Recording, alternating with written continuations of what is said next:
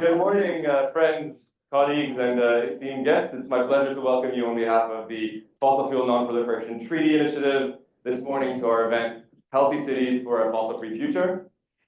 This is an event that is co-presented in partnership with the World Health Organization's Department of Climate Change and Health, the Global Climate and Health Alliance, and the C40 Cities Climate Leadership Group, and we will hear from representatives of these wonderful organizations throughout the program. So a big thank you for your collaboration and support on this, and also a thank you to Allison Worldwide, who is providing this space. It's a foggy morning, but it is a privilege to discuss how to shape more inclusive, healthy, and sustainable cities from this location in this iconic skyline. So my name is Lucas Nage. I'm the Cities and Subnational Coordinator for the Fossil Fuel Treaty Initiative, and after communicating with many, if not all of you over the past few weeks, I'm happy to welcome you here this morning and guide us through the program, which will take place over the next hour and a half.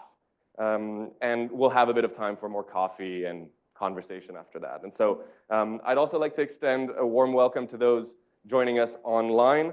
This event is being live streamed today, and encouraging you to join the conversation via the chat. Thanks again for being with us. So we're gathered here today to hear from city leaders and health experts that are working to decarbonize their cities and improve urban health through a phase out of fossil fuel consumption, production, and importantly, to bridge and break silos between the realms of sustainable cities, fossil fuels, and health.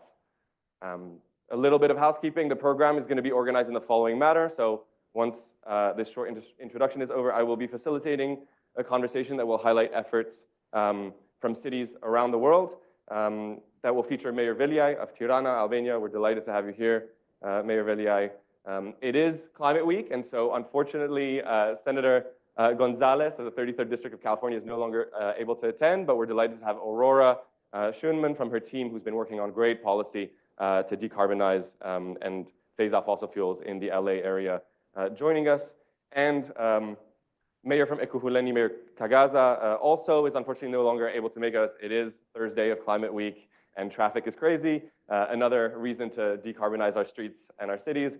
And we will have Donna Hume from the C40 Climate Leadership Group join us. So very excited about that. Thanks again for being here. So quickly, allow me to take a step back and contextualize this event within our broader campaign. Fossil fuels are one of the greatest threats of our time. They threaten everything we care for: our communities, our nature, our health, our peace and security, and of course, our cities. They are responsible for 86% of carbon pollution over the past decade. And we know that governments are on track to produce more than double what is consistent with keeping below 1.5 degrees. So we think that governments at all levels must face them as the cross-cutting issue that they are. We have the opportunity to chart a new course, but this requires bold and courageous leadership and a global response. The Paris Agreement that we all have been so adamantly fighting for simply doesn't mention the words oil, coal, and gas. And we need to commit to a just and equitable transition to clean energy for everyone.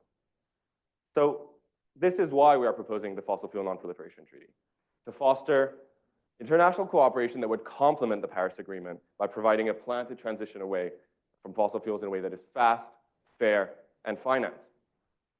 We have a growing coalition that is pushing for this treaty. As of today, 13 nation states, over 115 cities, and some national governments, including 16 capital cities and 3 US states, notably the state of California, but also 3,500 civil society organizations, hundreds of health institutions, such as the WHO, the European Parliament, faith leaders from around the world, youth activists, 10 indigenous nations, and trade unions that today represent over 30 million workers. So I'd like to just show a video very briefly, hoping that this works, and I will be back with you in just a second. Connections nourish us. It's what makes us human. They tie us to the land, to the air we breathe. But the climate crisis is threatening the very fabric of life. Extreme weather, massive floods, temperatures soaring. Thousands of people have been evacuated. 100,000 people have been evacuated. And the culprit? Fossil fuels. We know they're poisoning our world. But instead of phasing out fossil fuels, many governments are ramping up. And it's time to quit. Oil is now flowing through the Trans Mountain Pipeline expansion. Work will begin to extract crude from the Rosebank oil field. We need an exit ramp off the highway to climb down. We need a new plan. We need a fossil fuel treaty, a global call to stop the expansion of fossil fuels, phasing out fossil fuels to adjust the equitable transition. We've stopped weapons of mass destruction before. And today, a new historic treaty has been signed. With a stroke of a pen. And we can do it again. Wealthy nations must move first and fastest. And other nations are already leading the way. This treaty is imperative and monumental. We can no longer wait. No hay otro camino. To face down coal, oil, and gas. Communities have stepped up, championing a movement all over the world. It's the connections we hold dear and that we're striving to protect that will ultimately save us. After all, we can't help it. It's what makes us human. Protect what you love.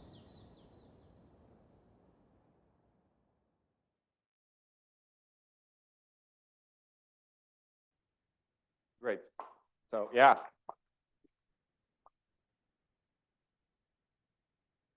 Really important grounding also for what we're talking about today. And we're organizing an event on cities because we think that they must recognize themselves as central actors in the global movement to phase out fossil fuels. Cities, as we all know, face particular risks and vulnerabilities to the climate crisis, while also exacerbating it by simultaneously consuming 3/4 of the world's energy and emitting 2/3 of greenhouse gas emissions. You know, from the electricity that lights our homes to the cars that many of us drive to work, modern city life was built on fossil fuels. And the world continues to urbanize, with cities already home to the majority of the world's population. They are experiencing firsthand the effects of fossil fuel use and intensive fossil fuel use, and are facing threats to the health and well-being of their populations, from extreme temperatures that many of us have felt, and air pollution to increased risk of disease and reduced availability of fresh water.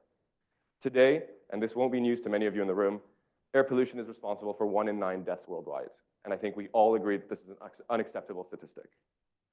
Without an equitable managed phase out of coal, oil, and gas, many climate and health targets set by cities simply will not be met, and a dignified quality of life for the residents will not be achieved. As a result, cities are in a unique and critical position when it comes to tackling the climate crisis. They're central actors in the delivery of climate action, and they have the opportunity to demonstrate the bold leadership that is needed to transform our cities so that they are fit for the future. Many cities are taking substantive climate action and successfully lowering their greenhouse gas emissions and improving living conditions for their residents, and we're going to hear some great examples today. There are inspirational examples that we've all witnessed as urban dwellers, from cities decarbonizing their transport systems and energy sources to the passing of legislation to ban gas in new buildings, single-use plastics, and fossil fuel advertisements, for example. Cities are also, and we're delighted to have C40 here in the room with us, working really hard to lead the charge on providing green jobs and enabling a just urban transition. And so these are really tangible actions that are reducing fossil fuel consumption that cities can take while carving out a path for a more inclusive, healthy, resilient, and joyful, might I add, future. However, these efforts are being undermined by the continued expansion of fossil fuel infrastructure and production. So cities should strive to continue reducing fossil fuel consumption while demanding a fair phase out of the fossil fuel extraction. Indeed, we've seen that city diplomacy has stepped up at the forefront of international affairs, and it's gathered progressive buy-in from the philanthropic, private, and academic sectors across a multitude of UN frameworks and programs recently. And so aligned with the development of this trend towards city diplomacy, the engagement of subnational actors is an important component of our initiative. We want to elevate the voices of city leaders as they understand with clarity the inextricable relationship between fossil fuels and urban health. So there exists both an opportunity and a responsibility for city leaders to leverage their influence and take action in the global movement to phase out fossil fuels. And we're here today to gather this diverse group of stakeholders that are working towards the decarbonization of their cities. because together we think that cities and urban stakeholders can play an important role in fostering international cooperation to accelerate the transition to renewable energy for everyone, and end the expansion of coal, oil, and gas. So thank you very much for being here. Without further delay, I'm going to invite on stage the speakers of our first session. If you'd like to join me in giving them a round of applause as they come up on stage. I see Aurora at the back of the room, Mayor Velia, if you'd like to join us, and Donna Hume, if you'd like.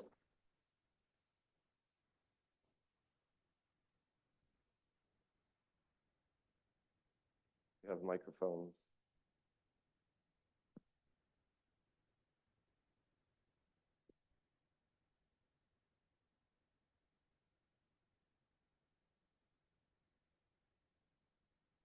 Great. So I want to start with South LA, Southeast LA. Welcome, Aurora. You've worked with Senator Gonzalez in the 33rd District, and this fight has been a fight to prioritize a clean environment, a healthier future, and a livable planet for all Californians. There's been tremendous bills that Senator has authored and that you've worked to support her on, including the landmark environmental legislation, Senate Bill 1137, aimed at ending neighborhood drilling, oil and gas, and Senate Bill 84 AB 126 to revitalize the Clean Transportation Program.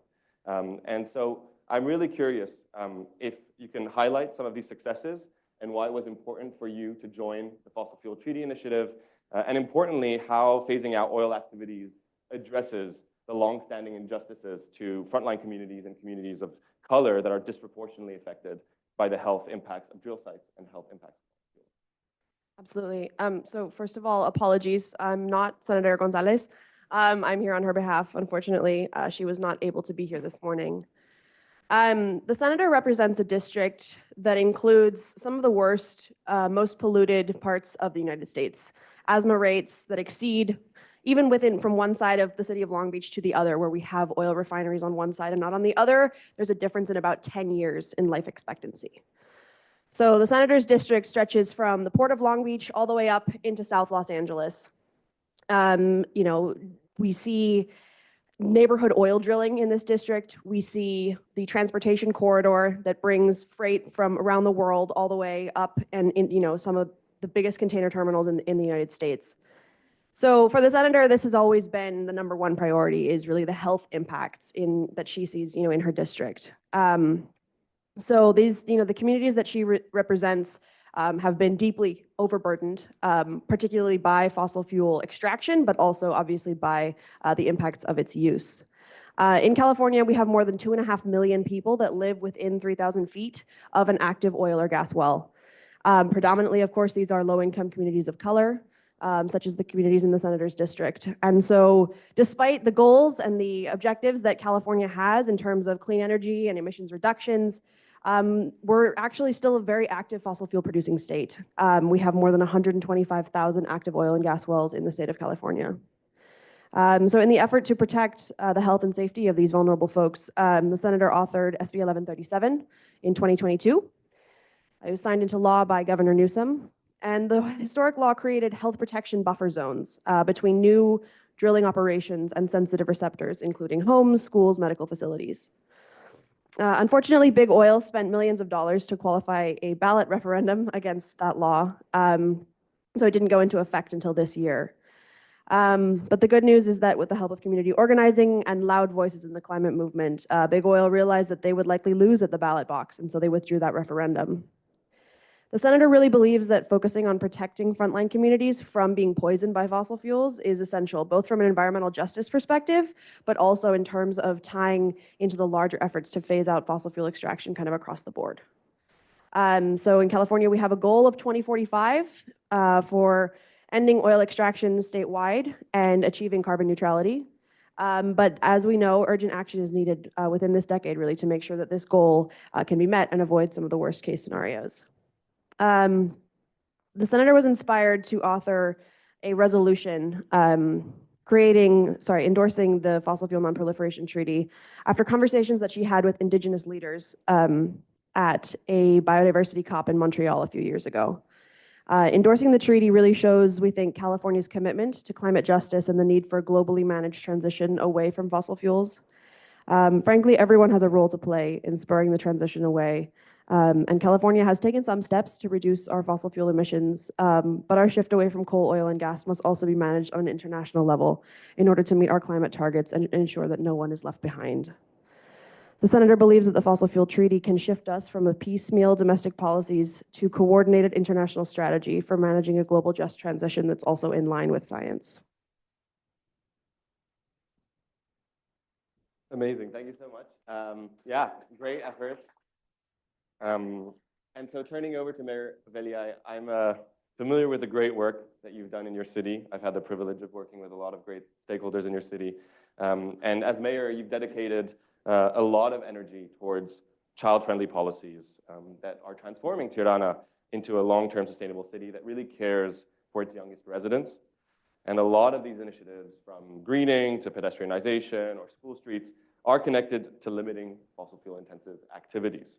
And so I'm wondering if you could highlight some of this work and connect how your vision of your future city relates to a fossil-free future.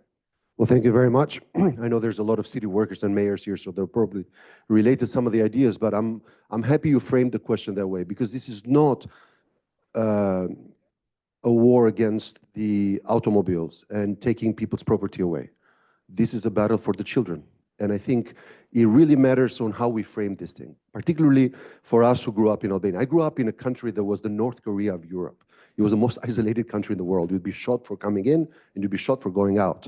We had, I remember, now we're booming with tourism, but I remember we had one flight a week of very well-vetted Marxist-Leninists that, could pass the filter of the regime. Each of them had a security personnel escorting them. And if they were not good Marxist-Leninists, they'd be kicked out. So to go from that isolated country where private property was not allowed.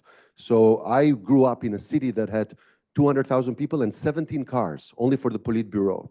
And so seeing a car in the streets when everybody was walking and biking and taking the bus was quite an event. Most of us, when we were 9 and 10, we'd be chasing these army trucks just to get a ride because it was such a fascination to be next to a machine with wheels. So we grew up with this lack of the automobile. And of course, because this was the communist way, the capitalist way after the fall of the Berlin Wall was to get a car, to get an automobile.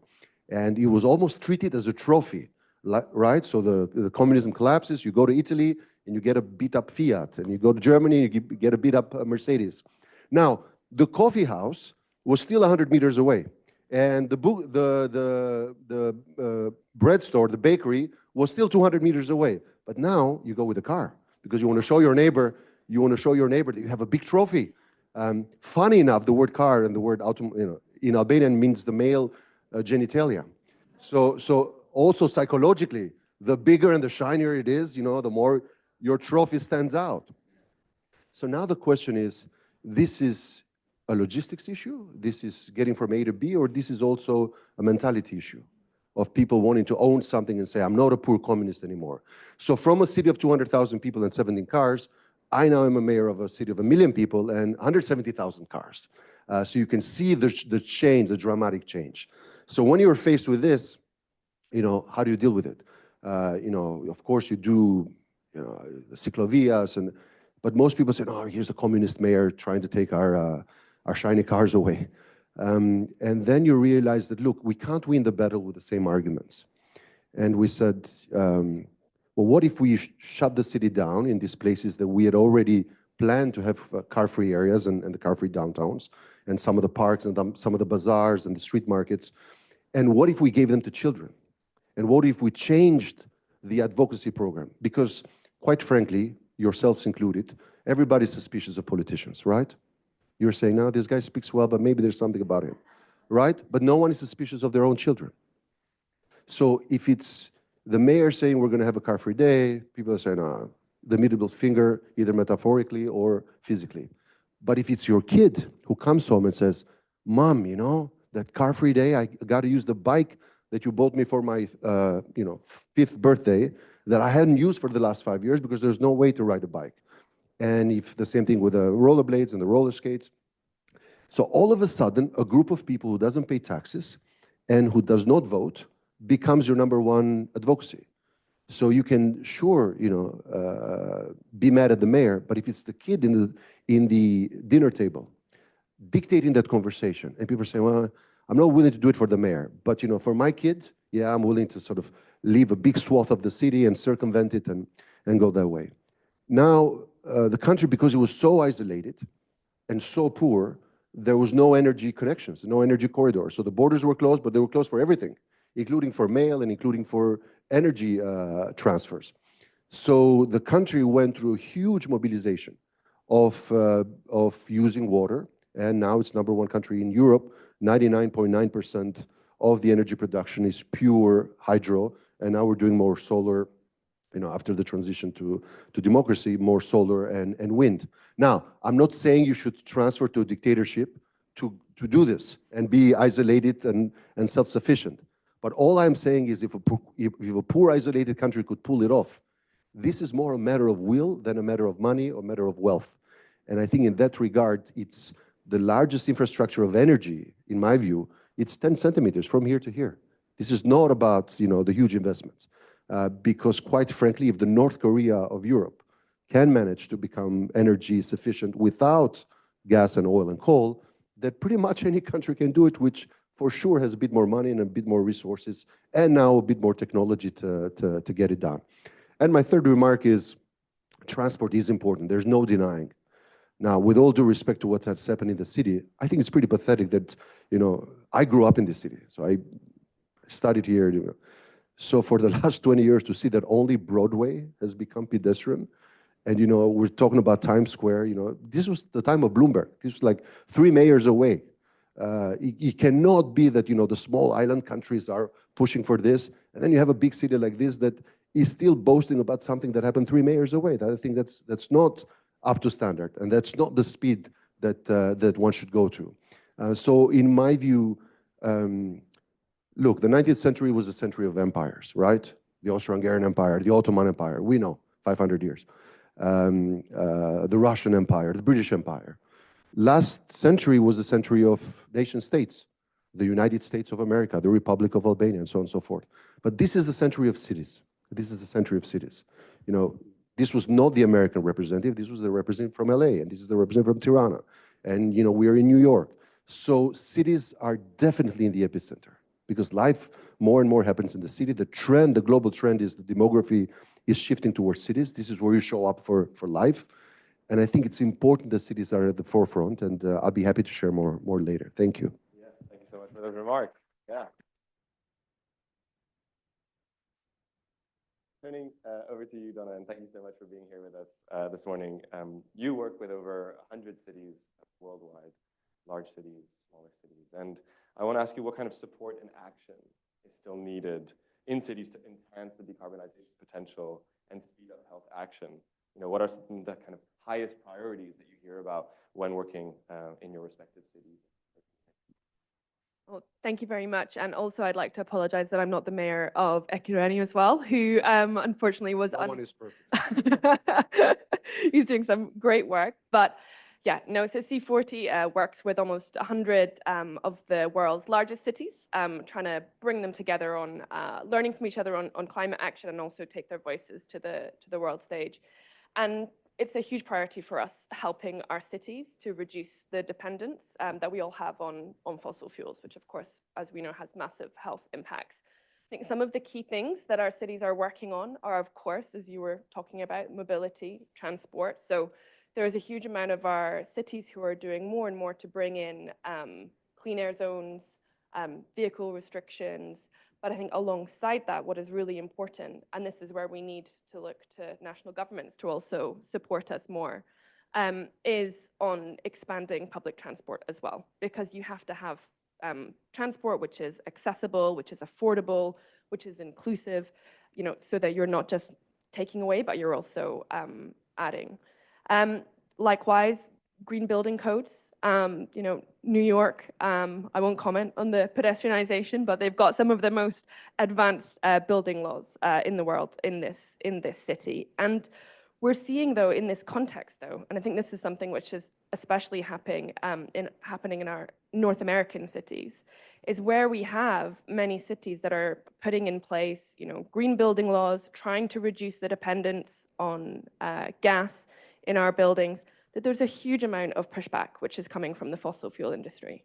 There's a huge amount going into that. There's, I think, a very small city in the US called Eugene, and the president of the US Gas Association was caught on tape. I think they were putting millions into a campaign to stop, basically, a city regulation there. Why? Because cities matter. Because there is a huge amount of our gas consumption in particular, which is in buildings. And if all cities in the world start taking these kind of actions that many C40 cities are, you're going to absolutely change the gas market and reduce that demand. So that's, I guess, the action. In terms of the support, I think the first thing to say, linking to that last point, is that we really need, as cities, more support from wonderful people like you, from civil society, also from business, from other stakeholders, to try and build that public engagement for the actions that we need.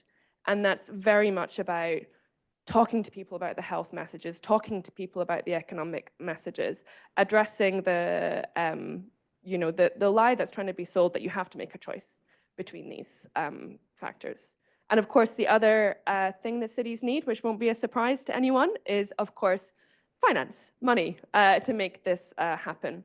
There's an enormous gap in urban climate finance. It's estimated somewhere between 2 to 5 trillion, which is needed. And we're doing a lot of work to try and get more of that flowing to our cities, especially, of course, to cities in the global south. Yeah, thank you so much for that.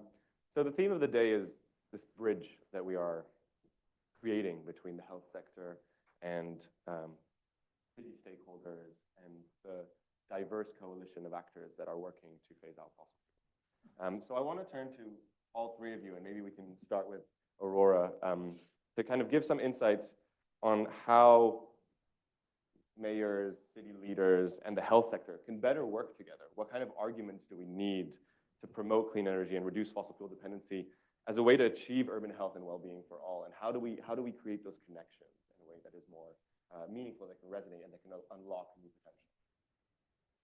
Yeah, absolutely. I mean, I think there's, obviously we can talk a lot about the need to de-silo governments and the medical community, and sort of bringing more folks both with lived experience as well as people that are in the medical community and have the actual health expertise into these spaces. But I think the other really key piece is to bring these conversations with folks who actually are experiencing these health impacts directly, right? And we can all, sit and talk from a perspective of governance on why it's terrible to, have asthma and why these health impacts from fossil fuels are, as extreme as they are. But without hearing directly from impacted communities and without working directly on solutions with impacted communities, ultimately it's not going to have the same impact. So I think, and in the senator's work, she very much prioritizes bringing people who are most directly impacted directly into conversations, being solution oriented, but not dictating it down, and really having solutions from the ground up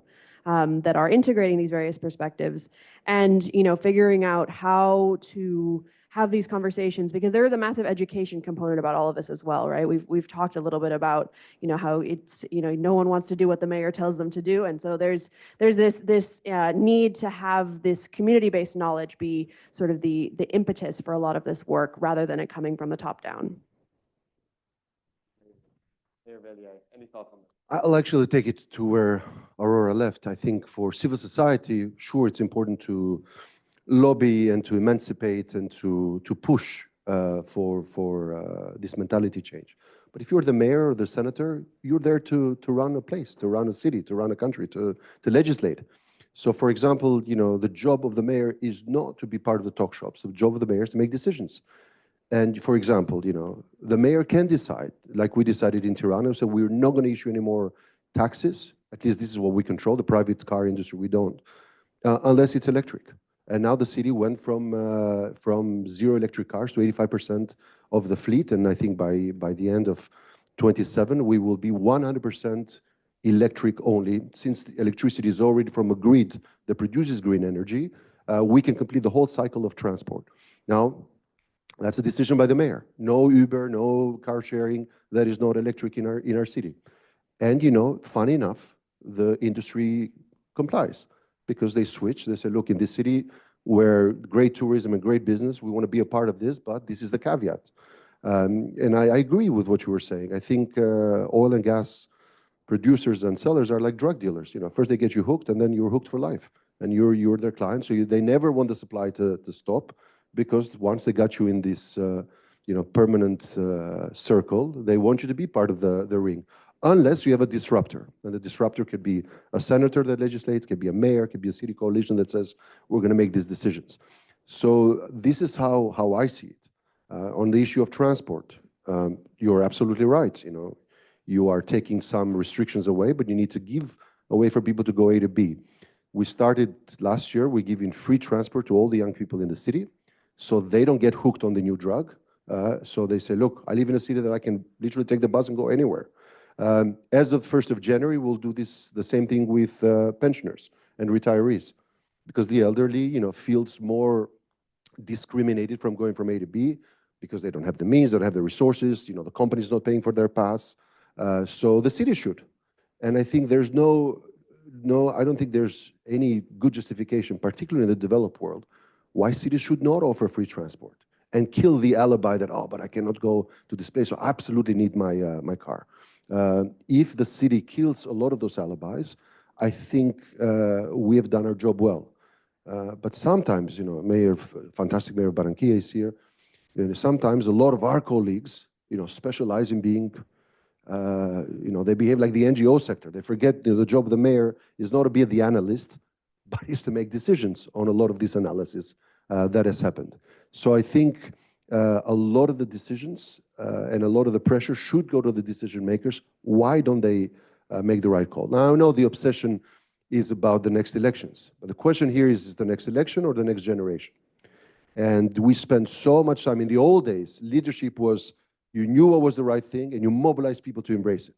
Now, first you ask them in the polls and the focus groups, and then depending on what they say, this is what you articulate in your speech. That's not leadership. I mean, this is being a sheep, you know, following what the rest of the crowd. And here's where I think the coalition can benefit a lot from expanding with city leaders and other, you know, legislators who deliver and who can say it can be done. Now, kids don't vote now, but they will vote eventually. And sometimes we don't do focus groups or polls for kids, even in this country, as you're seeing with Harris and Trump. We're only polling and asking the opinion of the adults. And I think this is how we lose the next generation, because we obsess too much about the next election. And that's, I think, the big shift that we need to encourage. Yeah, certainly. We definitely can't keep doing business as usual. So how is C40 looking at this? How are you engaging with your mayors to bridge this divide between urban health and fossil fuel consumption?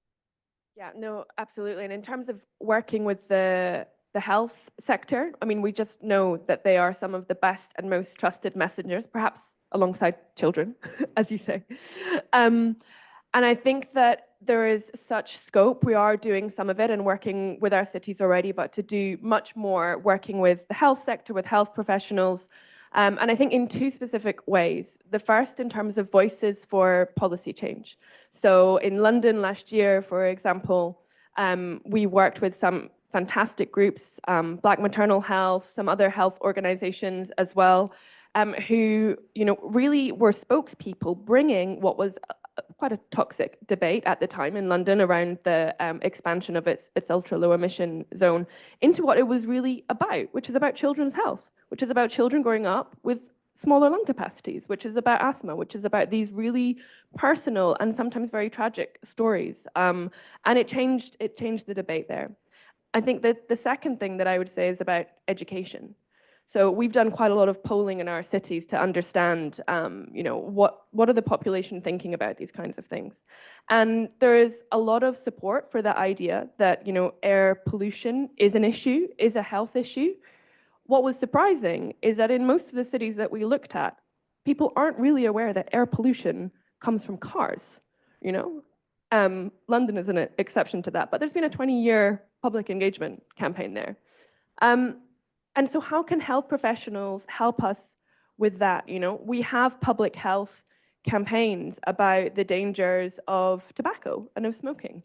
Can we have public health campaigns that are also, you know, about the dangers of to your health from pollution from cars, from gas in buildings, you know, all of these? I think there's a lot more scope, and I think we have to enter the debate and the conversation from there if we're going to take people with us on the things that matter to them. Yeah, absolutely. So, as a last question to the panel, we've been talking a lot about local efforts to make change. Our campaign is part of a global movement. We will need to work to build connections with stakeholders internationally and elevate the voices of those that are fighting locally to bring about this kind of systems change that we're talking about. And I want to ask why it's important to you three, as local leaders, to help advance climate action and sustainability priorities beyond your own locality at both the national and international level, especially on the question of moving away from fossil fuels towards clean energy for everyone, and through that, providing a healthy future for all. And so maybe, again, we can start with you. So for the senator, I mean, we've spoken a lot about children today, but for the senator, first and foremost, this work is driven by the fact that she's a mom. She has 3 boys, and, you know, she believes, as, you know, all parents do, that, you know, she wants to leave a better world for them.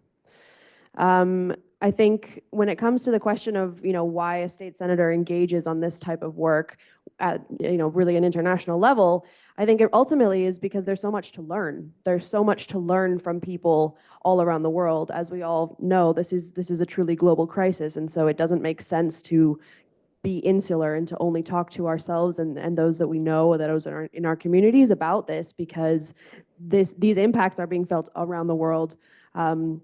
Certainly in cities, first and foremost. And so the only way to solve this is to collaborate and to discuss what, you know, mayors in Albania are doing about car-free zones and children, and to learn from each other and bring these solutions into our communities, because that's ultimately the only way that there's, you know, that we stand a chance. You know, I'm happy you brought up the ultra low emission zone, and you know, in London, Mayor Hidalgo's done a fantastic job with bikes. You know, who would have thought Rue de Rivoli, which was the biggest shopping area, you know, there was this urban myth that people arrive to a shop mostly by car. It's actually across Europe. The truth is absolutely the other way around. They usually go by walking, by bus, public transport, or by bike, and it's only a minority that really wants to park by the shop. So I think the issue with most decision makers is how to distinguish between a very loud minority and the silent majority. So the coalition of moms, like the senator, who said, of course I want my kid to breathe clean air, is much bigger than this loud minority. And you know, every time when you run for office and you say, who wants change? Everybody raises their hand, because change is a very sexy topic, right? Everybody runs on the change platform. Even the current vice president, she wants to be looked as, you know, a change from what we already have here. And of course, the opponent says change all the time. So the concept of change is probably, you know, the biggest selling argument in any campaign. The question is, after you get elected, you ask the same people, so now, who wants to change? You know, everybody is looking down and have her change first because I'm a bit more difficult. Start with something else, someone else. Because we love change when it happens to other people, but not to us. And we're all surrounded by what we call, with Sadiq, you know, the caveman, citizens against virtually everything.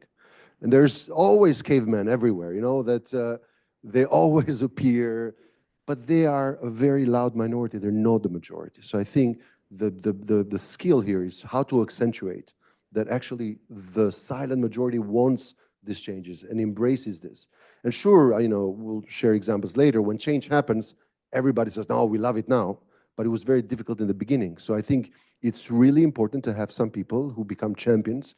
And with, you know, with your challenges, this is a big puzzle. And you have some pieces. So you have a few countries, a bunch of cities, a lot of NGOs. And the question is, how do we meet here next year? And the puzzle of free reality becomes a bit more emboldened by other pieces that have come in. So I think the challenge for all of us, my challenge is to recruit more cities as a mayor and a leader of some networks. Your challenge is to get more senators on board and more legislators. You know, for you, find like-minded associations of cities or coalition of the willing, as they say, to join this puzzle.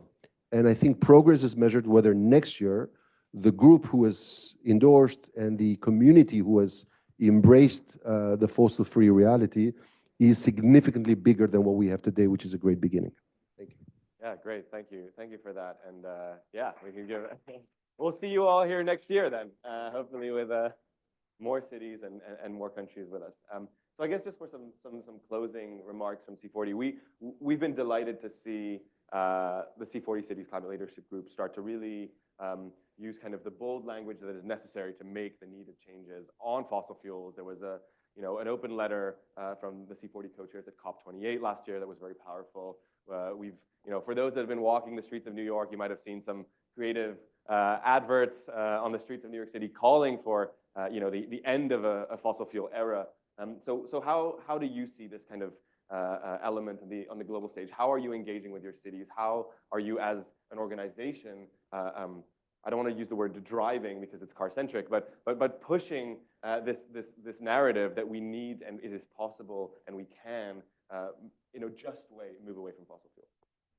Yeah, no, thank you so much. And yes, I think we're really proud as C40 to be, one part of that global push to get the transition away from fossil fuels in the COP agreement last year. It's something which is incredibly important to us as an organization, to our chairs, Mayor Khan of London and Mayor Akisori of Freetown. And it's one of C40's two overarching missions, is to help the world to get off fossil fuels, using the voices and actions of our mayors. And the actions point is really important. I mean, to your point that once things have happened, people support them more.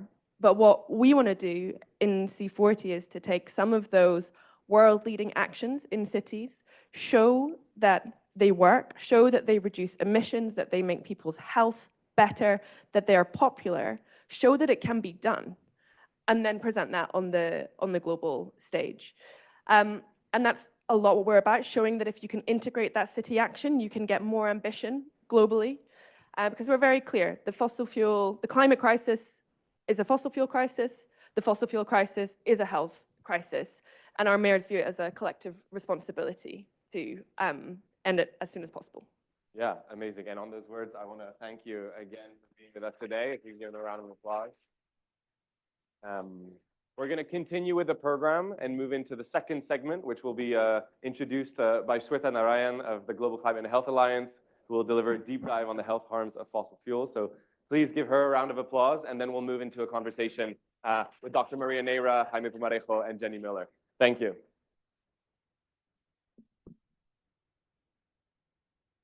Thank you. Thank you so much. And this has been already a very amazing conversation. And I want to take off from where Donna left. Climate crisis is a fossil fuel crisis, and fossil fuel crisis is a health crisis. And what I'm going to present in the next few minutes to you all is actually a sneak peek of a report that we're putting together at the Alliance to deep dive on health harms of fossil fuels. We've heard a lot about air pollution, which is super important and super critical, but there is also multiple ways, and that amazed us when we started putting together the documentation of multiple ways in which fossil fuels harm our health, our children's health, and pose a huge threat to the health of the coming generations. So we heard a lot today about the fact that urban centers and cities are driving the conversations and the future, and fossil fuels are deeply embedded in these cities and in these urban centers. So while cities are becoming hub of economical, cultural activity, they're also silently, with their dependence on fossil fuels, harming people's health and posing a serious threat to the survival of the very people that contribute to the development of the city. So what I want to just do is take a little bit of a step back to look at every stage of the life cycle of fossil fuels, from exploration to production to disposal, and map out the different ways in which it poses a threat to both health and climate. Now, this will be something that will be discussed much more deeper with the experts who are in the room about health threats, air pollution threats from fossil fuel. The data is staggering.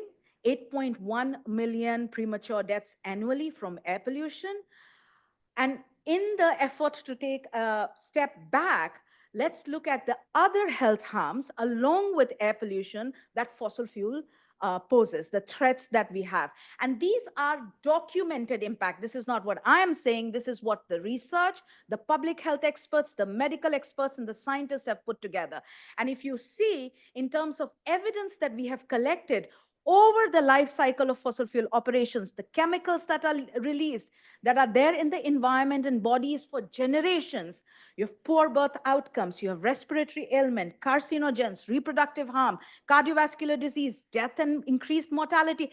Every part of our body is affected and damaged and destroyed by the effects of fossil fuels.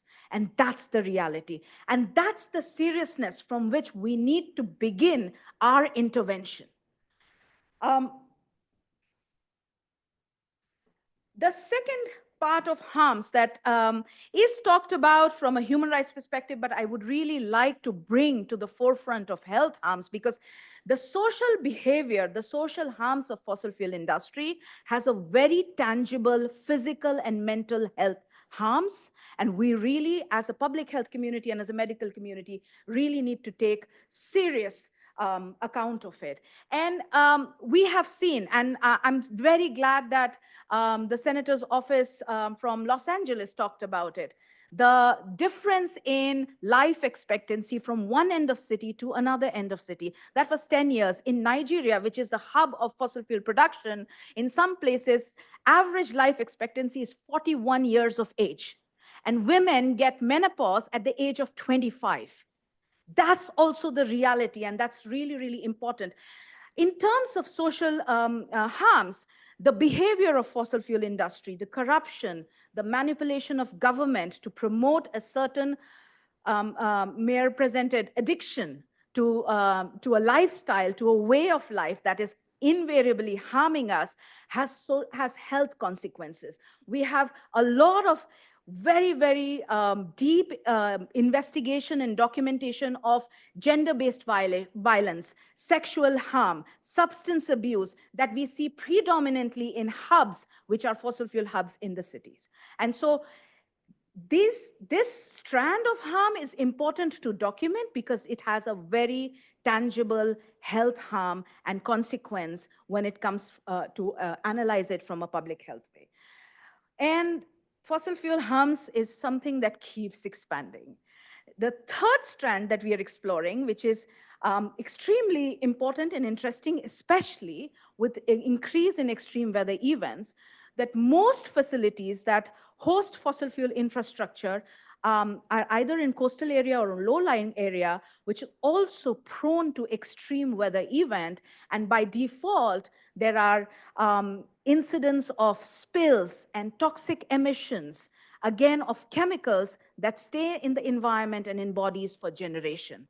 And while looking at urban planning, it's absolutely critical it becomes absolutely critical to look at where are those toxic facilities and what kind of preparation we need to put in place for those existing facilities and what we should not do and ideally we should not be building new fossil fuel facility. And this becomes a very strong argument for that. The climate risks that fossil fuel infrastructure pose, especially in an atmosphere where the climate crisis is exacerbating and extreme weather events are increasing. Again, as a campaigner, I love to repeat things. So climate crisis is a fossil fuel crisis and is a health crisis.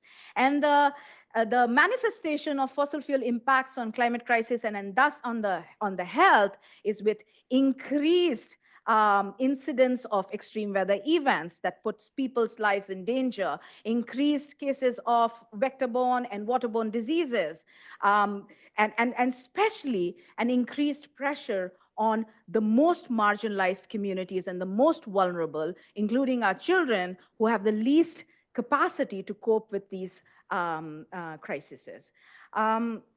We are in New York City, and how can I not show this picture? And this is an example of the transboundary nature of the crisis that we are dealing with. The impacts, this is from last year. This is New York City skyline after the Canadian wildfires that had a direct impact on the air pollution and air quality and put millions of lives at risk. And just the sobering reality that we are in and the risks that fossil fuels induced high climate crisis poses on our lives and livelihood. Again, just to go back on the fact that it's the most marginalized socially, politically, economically, and the most vulnerable who bear the severest impact of the fossil fuel and climate crisis, and sometimes have the least capacity to survive and cope with it. And that has to be front and center when we're looking at social and public health harms in our communities, because these are the communities who need the most support to cope and survive and thrive in an urban environment. Just the last 2 points. It's absolutely important for the reasons that we have seen so far that we need a just transition away from fossil fuels.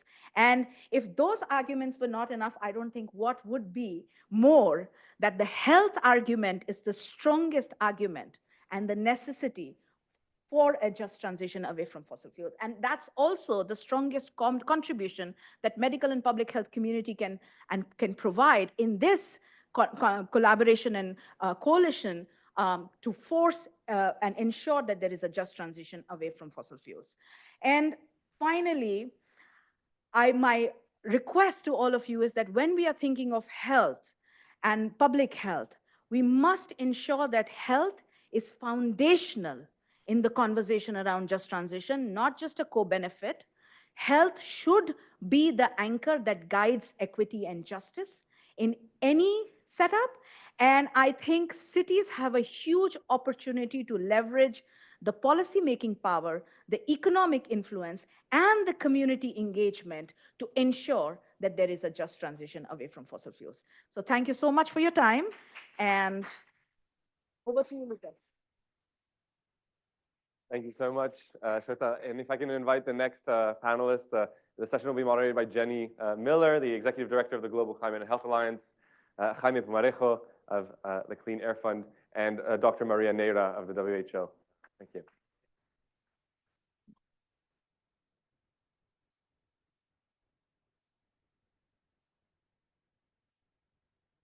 Well, thank you to Shweta for laying out for us exactly what the stakes are for all of us in phasing out fossil fuels and getting a handle on this.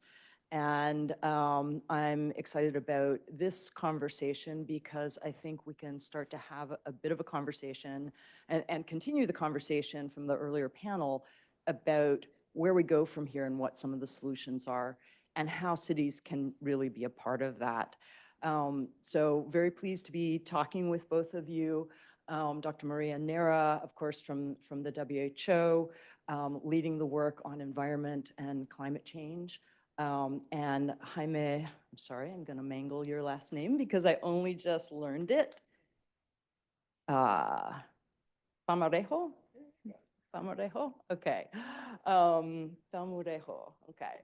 Jaime, so pleased to be meeting you for the first time today, who is the new executive director of a new initiative called Breathe Cities and is a former mayor yourself as well. So I'd like to start this conversation by asking you both to talk about what are the most pressing action areas to address air pollution in cities, and how can cities and health stakeholders work together to take those actions and really move those actions forward? So what are the most pressing action areas in addressing air pollution? start? Yeah. Yeah, thank you. Thank you very much. And I think most of what I wanted to say has already been on a fantastic and passionate way put it on the table from mayors and from Sweta.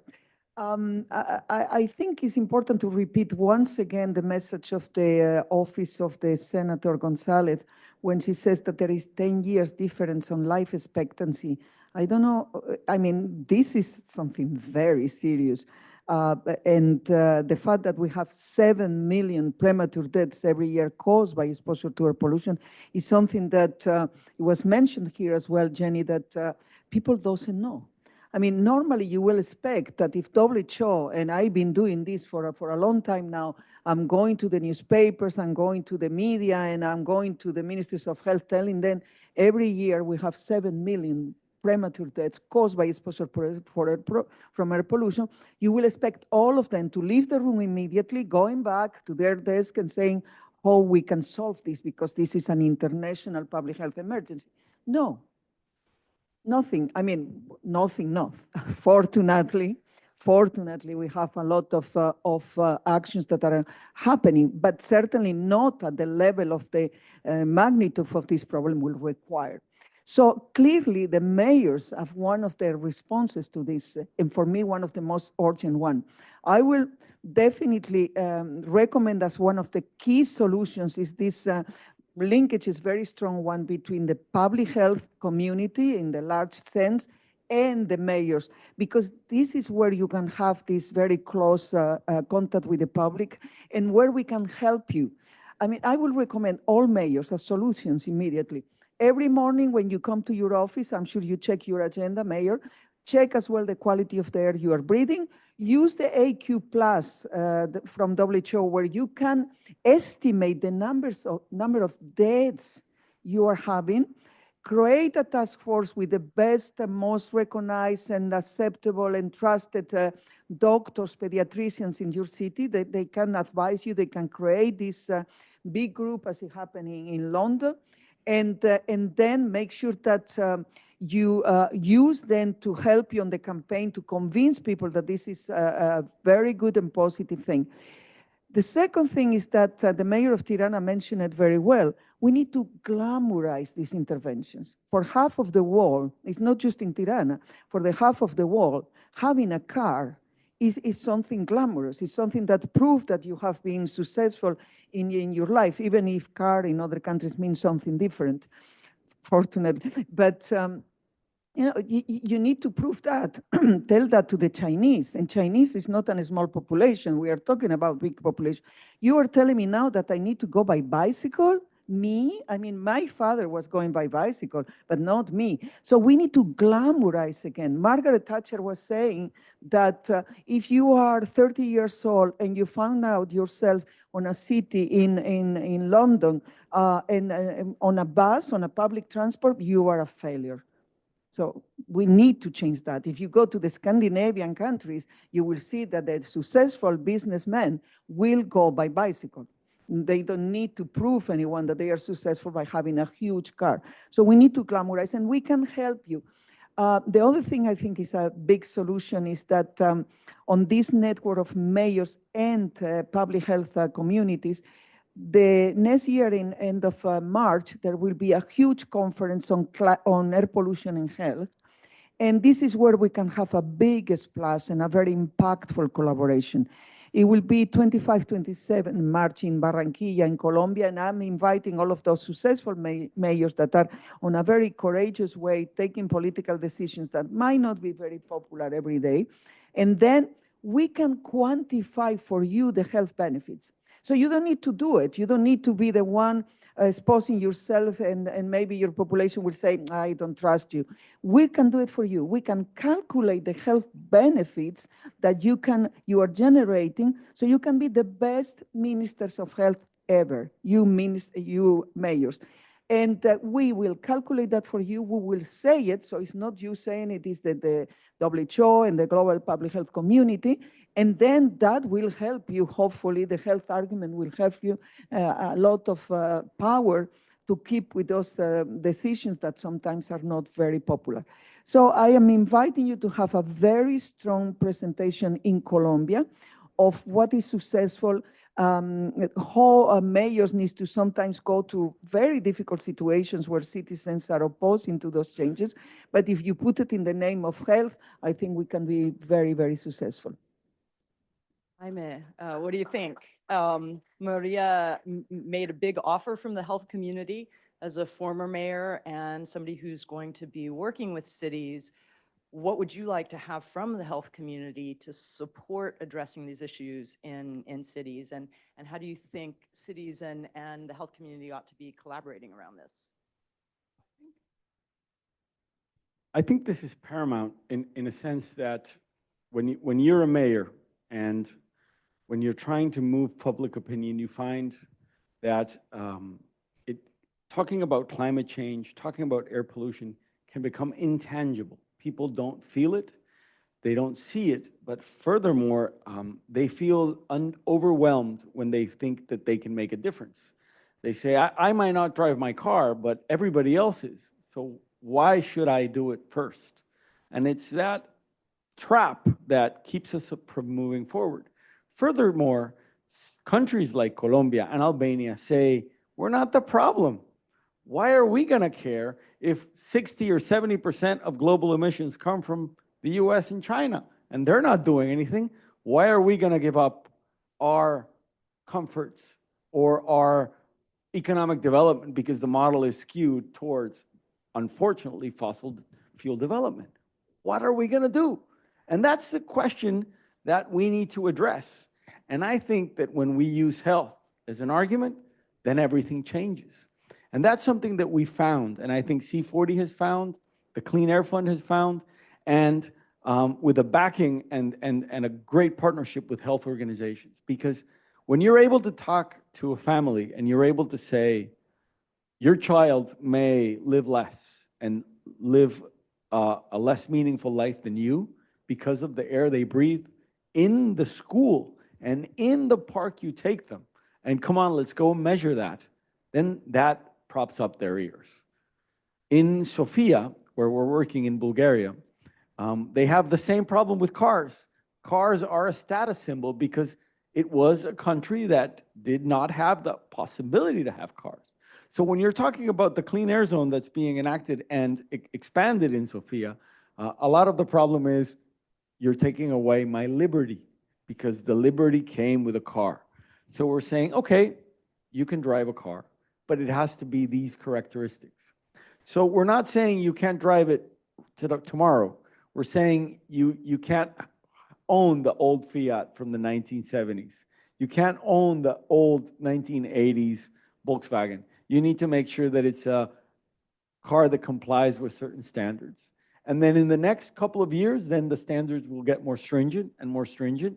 And at the same time, we're working with grassroots organizations to tell them why this is happening and getting all these people involved. So I think, in a way, talking about health and making sure we can make it palpable and usable information. Mayors love to have information that can reach people and can make them change their minds. What I think we need to get from the health community is, what are those triggers that move people? What is that catchphrase? What is that argument? What is that thing that will make them change? And I will give you a very local but powerful message on something very unrelated. When I was tackling adolescent pregnancy, where does it happen? It happened in the most vulnerable and impoverished neighborhoods. And we were having a problem. We were seeing a trend. We were seeing a rise. And I read a book called Made to Stick, which talks about ideas that stick and ideas that don't. And one of the things we noticed is when in the Nordic countries, when they started talking about how bad it was to use drugs, kids started using more. Because the idea is everybody's using drugs and it's bad. And kids, what kids were hearing you say is, it must be cool because everybody's doing it. So they were trying it more. But then they started saying and it was a white lie, drug abuse is going down and it's not seen as cool by children anymore.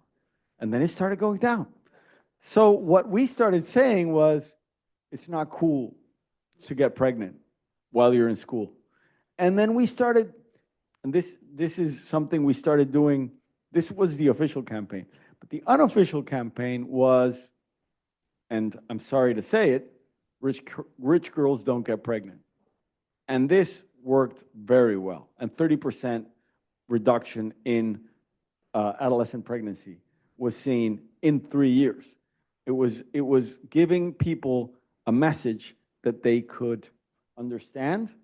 It was a tough message, but in the end, it showed that if you were to get pregnant, you in these socioeconomical, I guess, stratifications, you had the possibility of being 67% of remaining poor by 67%. And if you had a second kid, 76%.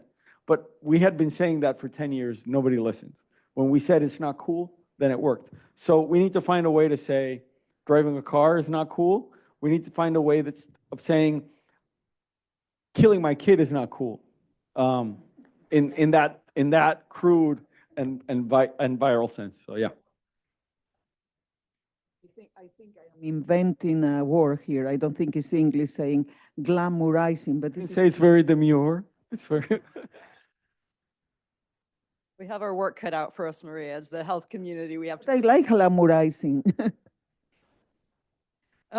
Okay, so in order to improve air quality in cities, we know that we need to tackle transportation issues. Transportation issues have to go hand in hand with urban planning. There are cities that have been moving ahead and doing some of this well. What are some examples of cities that are doing this well? Like, what are they doing that is working well in kind of linking up transportation, urban planning, reducing air pollution? What are some of the other health benefits that come along with that? And what are the sort of opportunities and challenges that cities are facing as they try to tackle this issue from that kind of planning perspective? We are always saying in WHO that to mitigate the causes of climate change, to fight climate change and pollution, there are 3 transitions that we need to live as the health community. One is the transition to clean sources of energy, which is clearly very much linked to the discussion here. The second one is sustainable food systems, let's link. But the third one is the transition to healthy urban planning. So it's not just taking some measures punctually or ad hoc to reduce air pollution, is the mayors or the municipality having a healthy urban planning, looking at, of course, the commuting in the city, looking at the mental health aspects and the benefits that you can obtain when people can walk on the streets and have a minimum of social interaction, looking at how can you reduce non-communicable diseases, because in fact, if you can walk on your city, you will reduce the sedentary lifestyle and therefore all the chronic diseases that are associated with a sedentary lifestyle. You need to look at how your buildings are good in terms of energy efficiency, cooling and heating systems, including ventilation. You need to look at green spaces because that will be good for mental health, but it will be good as well for climate change mitigation, for reducing heat waves or mitigating the impacts of heat waves on the health of the people. So it's again a very fascinating collaboration where urban planners, policymakers, mayors, and local municipality authorities and the health community can work together. Our cities are the places where health will be decided. Health will be decided now in the cities. Whether we have good health and well-being or not will depend on you. Because I know that we have ministers of health, we have high-level policies and all of that, but in fact, most of the people will be living in cities. 70% of the global population will be living in urban spaces. So as you can imagine, if we want to be at the heart of the negotiations and planification for protecting people's life and promoting well-being, we need to work in cities. We need to work with mayors. Those are the new ministers of health that are able to promote the health of the population or, at the contrary, put the health of the population at risk. The benefits from this until now you have urban planning. Now we want healthy urban planning.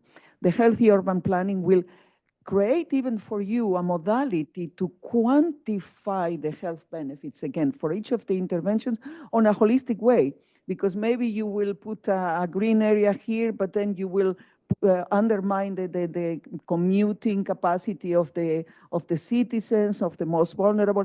I don't know, it has to be on a holistic way. Urban planners and architects are really demanding this collaboration. They are approaching more and more the World Health Organization and others to make sure that this healthy urban planning is taking place.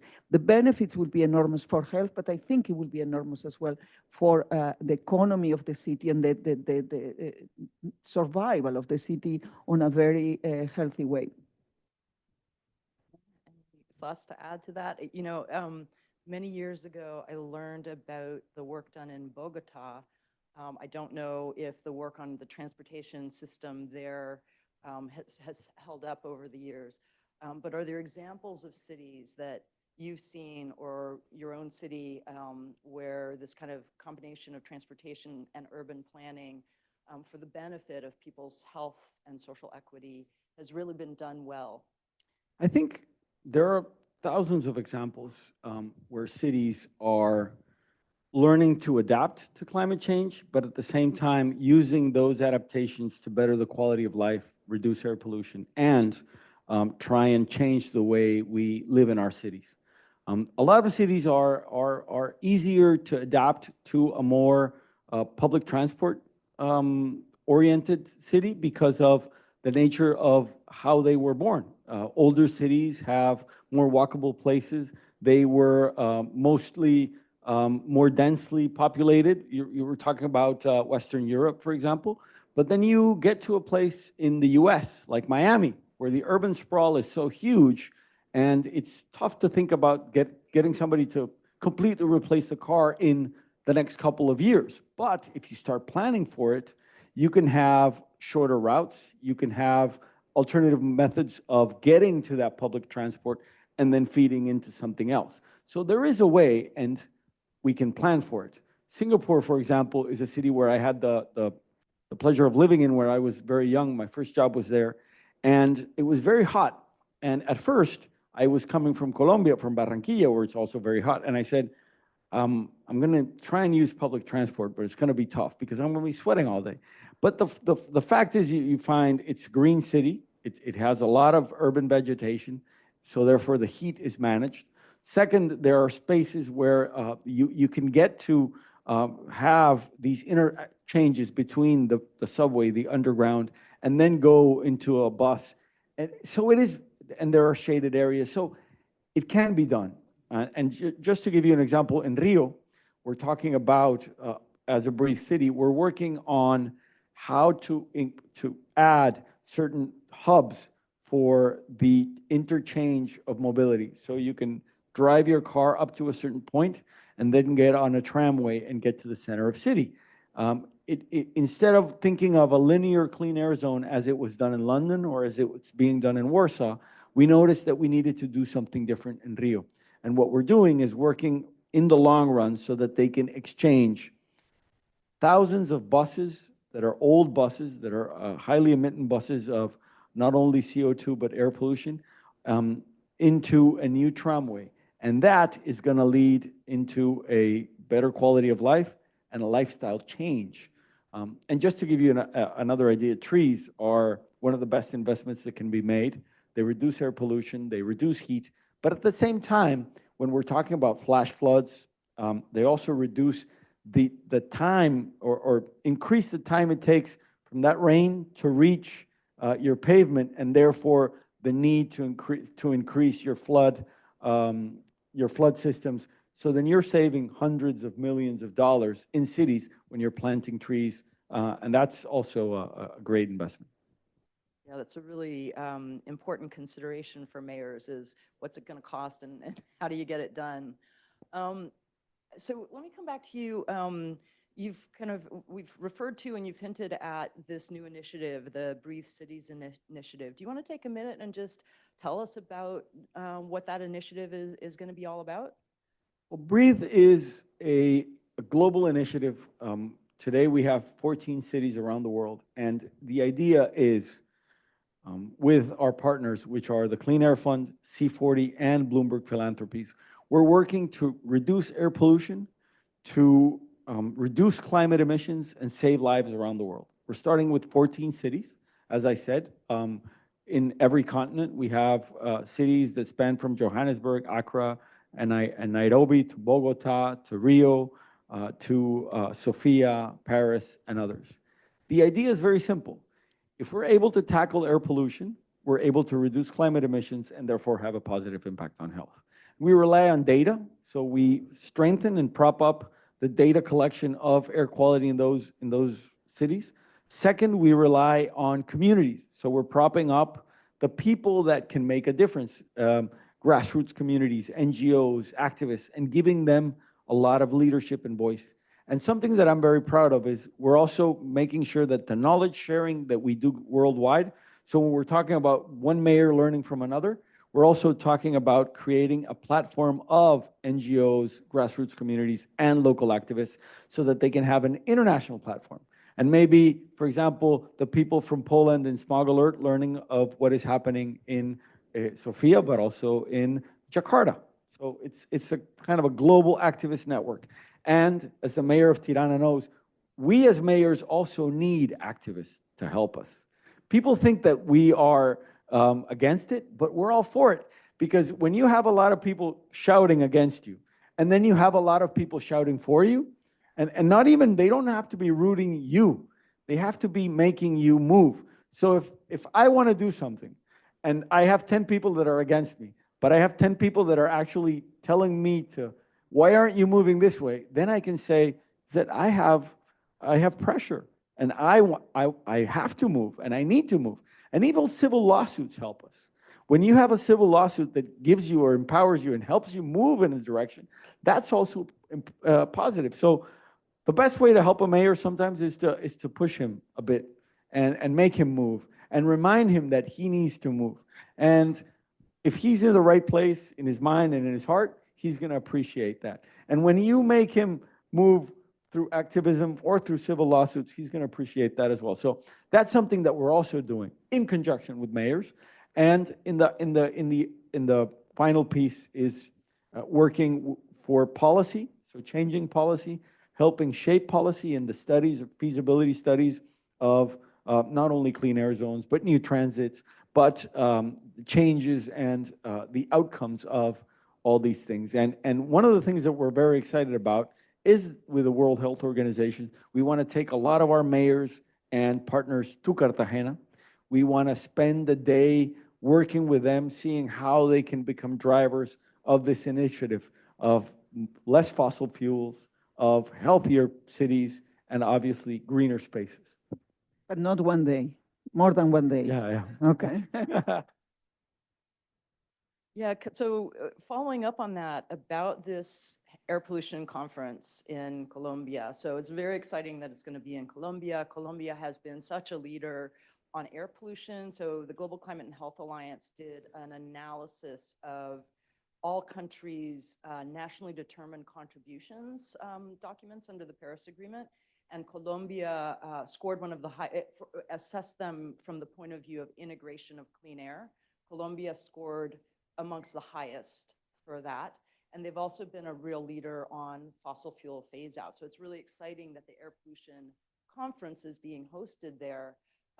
Maria, I wondered if you could talk a little bit about what place you see for discussion of phasing out fossil fuels in the conference. And then if both of you could talk about what you see as the potential of this conference moving the needle on the air pollution issue. Thank you, Jenny. Allow me to comment on your groups and civil society. You know, one of the most beautiful activists I ever met on this campaign, a group called Moms for Clean Air, Warrior Moms. Those can move mountains. I mean, when you have moms fighting for the health of their children, believe me, this is irreversible. The day I met those groups, I say, now we are going to win. I don't know how long it will take, but this is irreversible. Going back to the conference, oh, they are there. My friends are there. So please stand because you are fantastic. You are amazing, and we count very much on you. Now, fossil fuels, you know, for public health, transitioning away from fossil fuels means transitioning closer and closer to public health. So I think with that, I say everything. Sweta is very, she likes me to repeat this, slogans and all of that. That transitioning again away from fossil fuel means getting closer and closer to public health. So that gives you everything. The more you reduce the air pollution, the more you are closer to the WHO air quality standards, the more you are saving lives. And we can, as I say, we can quantify what you are doing as a mayor in terms of the health you are generating. The conference will be a moment where we want solutions. We will spend certain time, of course, on describing the problem, on setting the scene, or providing all the scientific evidence. By the way, we have more than 50,000 scientific publications about the fact that air pollution is affecting our health. And air pollution is coming from the combustion of fossil fuels. So the linkages are very clear there. So the conference will be providing those solutions. The mayors has to be a very fundamental part of the conference. So it's not just a one day, forget about that. At least 3 or 4 days you will be working there. And we need to bring the other campaigns that we have around the world. I was thinking on the Breathe Life campaign that we started a long time ago with CCAC and UNEP and WHO, where we have already collecting experiences from different mayors around the world. And the idea is, again, making sure that the health argument will be the winner on all of these policy and actions that you want to put in place in the city. So fossil fuel, the role, the place present all the conference, because this is very much about mitigating climate change and obtaining one of the most immediate benefits of that, which will be the reduction of the air pollution we are having every day. So one last question for a very brief answer, because we're at time. What is your call to action to mayors? So we know that mayors get things done. Their citizens call on them to get things done. I think, Maria, feel free to repeat what you'd like mayors to do. And then Jaime, what would be your call to action? Maybe my call to action to them is that don't be afraid. We are with you. The health community will back you up. And don't be afraid. Be very, very courageous. You're going to win the elections. Don't worry. If you are able to demonstrate that you are generating health outcomes, we will be your best campaigners. And again, the mayors are the new and powerful ministers of health. I think you're right. And there's something I used to say, because a lot of my sort of like political advisors would say, don't get into that, because that's not your fight. It's not your responsibility. And I would say, people elected me to be their voice, because a mayor is the closest thing that they have to government. They rely on you, Mr. Mayor, to change their life. And they don't care if that's the responsibility of the president or a senator. They don't see them every day. They see you walking down the street and they're asking you to be their voice. So if you are their voice and you are taking responsibility for those millions of people that rely on you, you have to be their voice.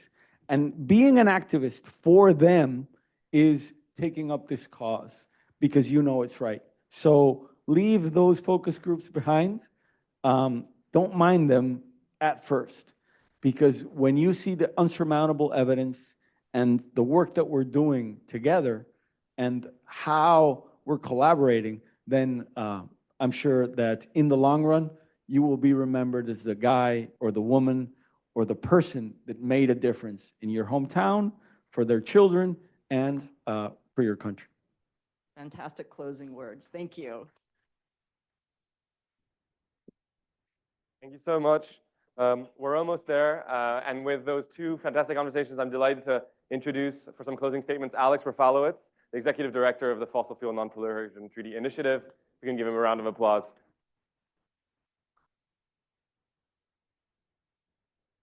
Thank you so much to our most recent panelists and the panel before the presentation from Shweta. I'm Alex Rafalowicz. I'm the Executive Director of the Fossil Fuel Non-Proliferation Treaty Initiative, the network of more than 3,000 civil society organizations, 115 municipalities and subnational governments, 17 banks and financial institutions, thousands of scientists, and 13 countries today, maybe counting down to a couple more for those of you stuck on the UNGA feed, we'll see. I was really delighted to be here.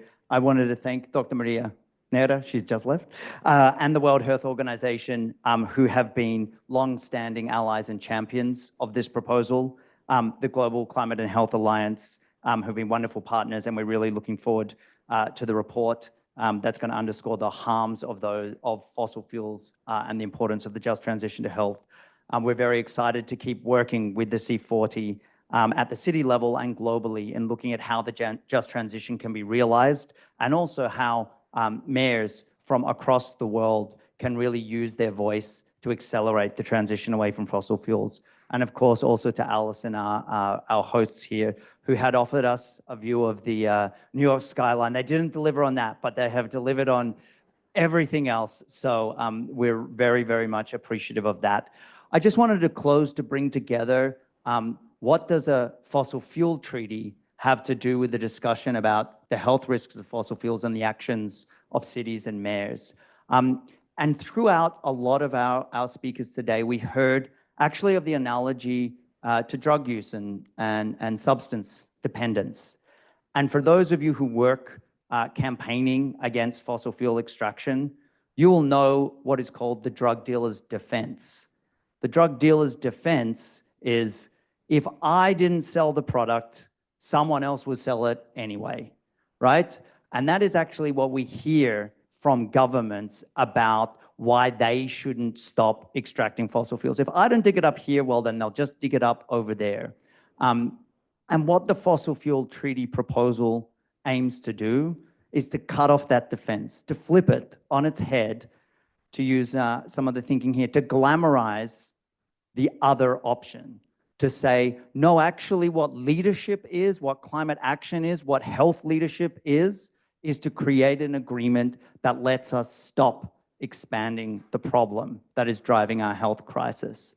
So that's the logic of the fossil fuel treaty at a high level. But how does that relate to cities and mayors? Well, again, to borrow from Mayor Orean's reflection, in the international system, cities might be like the children. They don't get to vote. They don't get to sit at the table negotiating the treaty on the current structures that we have. And we actually want to change that. We want to see that there can be negotiation between any jurisdiction that wants to take action to limit the extraction of fossil fuels and bring them into the negotiations so that we can create a framework that gives incentives for producers and consumers to transition away from fossil fuels, and to do it with the highest ambition possible. I think many of us in this room have all fought really collectively and in our individual contexts to get the UN system to set the highest level of ambition possible. We have got the language around the need to transition away from fossil fuels into the outcome at COP28. We managed to defend it here in the Pact of the Future. But now we need to come up with a plan for implementation. And that's the other thing that we think cities and health professionals can help us do collectively as we build a new treaty is, how do we have the plan for the just and equitable exit from fossil fuels? So the Fossil Fuel Treaty Campaign is a network. We invite any and all of you to get involved. You can help us make this pathway glamorous. You can help this to do what Donna was saying, make the connections for people in understanding the risks of fossil fuels and the opportunities of getting off of fossil fuels. And we hope that we will also be with you all in Cartagena. Colombia, as an endorsing country, is very committed to advancing a fossil fuel non-proliferation treaty, and that we hope that international cooperation and collaboration on that just transition will be on the agenda there. So thank you all for joining us today, and we look forward to seeing you again very soon. Thank you. Thank you very much for coming, everybody. We have some pastries, we have some policy briefs, we have some water and coffee, so help yourselves. And we have some time in the room to interact. Feel free to engage with each other. There's a really healthy mix of stakeholders from cities, health, and the climate movement. So yeah, thanks again for being here. Thank you to those joining us online. Lots of our team members are here. We're delighted to speak with you further. Thanks.